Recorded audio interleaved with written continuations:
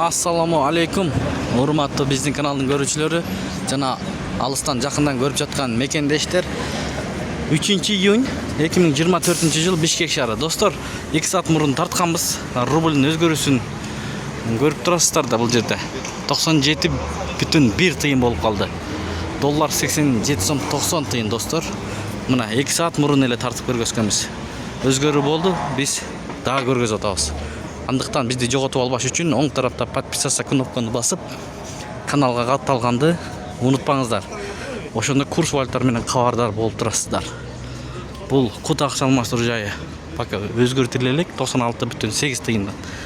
Инвестте болсо 97 тыйындан алып 98,5 тыйындан сатат. Доллар 87 сом 80 тыйын.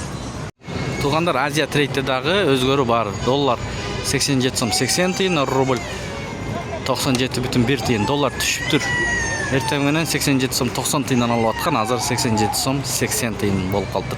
Бул Сити акча алмаштыруу жайында доллар 87 сом 80 тыйын, рубль 96,9 тыйын. Анын жанындагы бул обменканы көрүп алыңыздар. Доллар 87 сом 80 тыйын, рубль 97,1 тыйын, туугандар. Бул жерде 97 тыйындан алып атат.